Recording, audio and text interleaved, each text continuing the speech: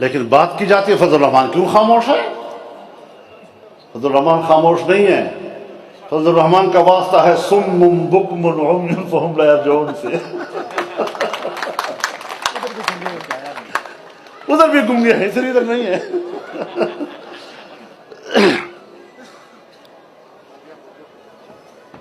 جن کو کچھ پتہ ہی نہیں ہے کہ کشمیر کا مسئلہ ہے کیا، جو کشمیر کے مسئلے کے ابجد سے واقف نہیں ہیں، جو اس کی تاریخ سے واقف نہیں ہیں، وہ بھی کشمیر کی بات کر رہے ہیں. ان کو بھی یہ حادثات کا انتظار کرتے ہیں. جب 40-50 لاشیں گریں گی، 1000-1500 لوگ زخمی ہوں گے، 100-150 لوگ نابینا ہوں گے، اور کشمیر کی سرزمین کشمیریوں کے خون سے رنگین ہوں گی، تو پھر اس پر وہ سیاست کریں گے، اس پر ان کی ریٹنگ چلے گی.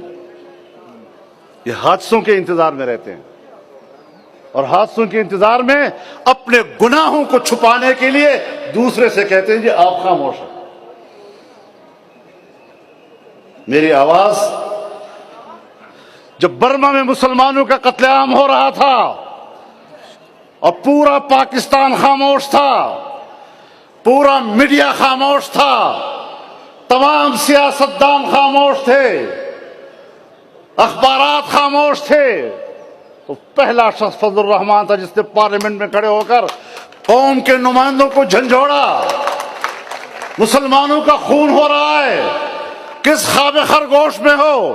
اور وہ پہلی قرارداد تھی جو میں نے پیش کی اور پورے پارلیمنٹ سے ہم نے منظور کرائی تھی.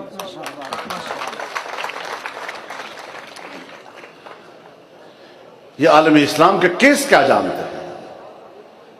فلسطین کا معاملہ ہو، ہم میدان عمل میں ہوتے ہیں. جب افغانستان پر امریکہ نے حملہ کیا، ہم نے جرت کی. جب ساری دنیا کا حکمران امریکہ کے سامنے سجدہ ریز ہو رہا تھا، گھٹنے ٹیک کر گیا تھا، ہمارے جنرل کے ہوتے ہوئے بھی گھٹنے ٹیک کر دیا، تو ایک فضل الرحمان تھا جو میدان میں نکلا اور نعرہ لگایا امریکہ مرد آباد.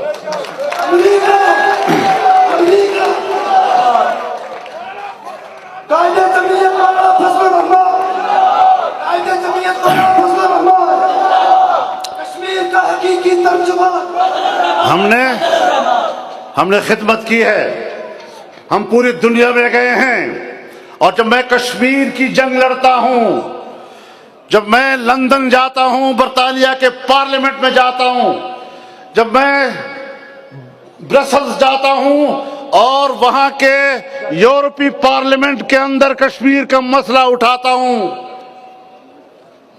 تو پھر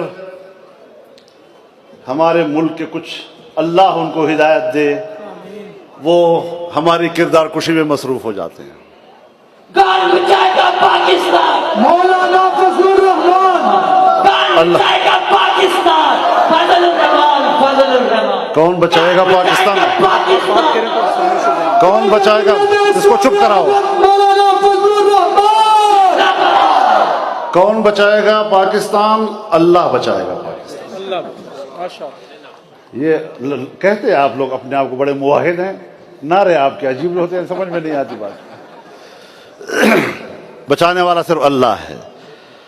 ہمیں اللہ خدمت کی توفیق دے گا تو انشاءاللہ میدان میں رہیں گے، اور ہمیں اپنی حقانیت کا پتہ چلتا ہے.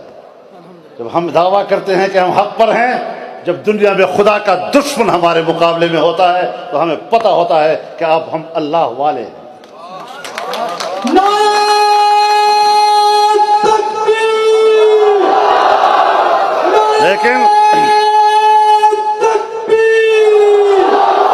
لیکن آج جب میں کشمیر کی سرزمین پہ بات کر رہا ہوں، جب جہاد کشمیر اور آزادی کشمیر کے بیس کیمپ پر کھڑے ہو کر بات کر رہا ہوں، میرے سامنے میرا سیاسی منشور بھی ہے، میرے سامنے سیاسی جماعتوں سے میرا اختلاف رائے بھی ہے، میرا اپنا ایک نظریاتی تشخص بھی ہے.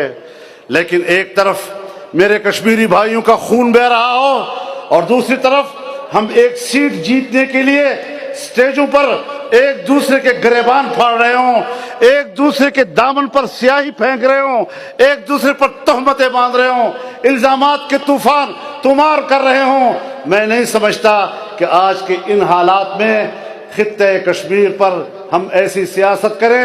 آپ دیکھ رہے ہیں دوسری پارٹیاں اپنے سٹیجوں پر جو لب و لہجہ اختیار کرتی ہیں، جمعیت علماء کا پلیٹ فارم الحمدللہ اپنے حدود میں رہتا ہے۔ تو میرے محترم دوستو، ہمیں آج یہاں کشمیر کے مسئلے پر یکجہتی کرنی چاہیے، ہمیں ایک قوم بن کر اور ایک موقف لے کر بات کرنی چاہیے، ہمیں اپنے سیاسی اختلافات کی بھینٹ نہیں چڑھا دینا چاہیے مسئلہ کشمیر کو۔ ہاں، پارلیمنٹ ہے، پارلیمنٹ کے اندر منشور کی بات ہے، نظریات کی بات ہے، یہاں تو مشکل یہ ہے کہ جو جماعتیں ان پر الزامات ہیں کہ یہ کرپٹ ہیں، چور ہیں، فلاں ہیں، تو اقتدار کا حق بھی انہی کا ہے۔ اور جو پارٹی قیام پاکستان سے لے کر آج تک اس کے بارے میں ایک حرف نہیں کہہ پا رہی، اس کے بارے میں کہتے ہیں مولوی صاحبان کو اور جمعیت کو ہم کیوں ووٹ دیں؟ کردار کی بنیاد پر اگر ووٹ کی بات ہے تو میں سمجھتا ہوں کہ جمعیت علماء کے بغیر پورے ملک میں کسی کو حق نہیں ہے۔ اور میں صرف آپ اسٹیج پہ نہیں کہہ رہا یہ بات، جس فورم پر کوئی چاہے میں اس کا سامنا کرنے کے لیے تیار ہوں۔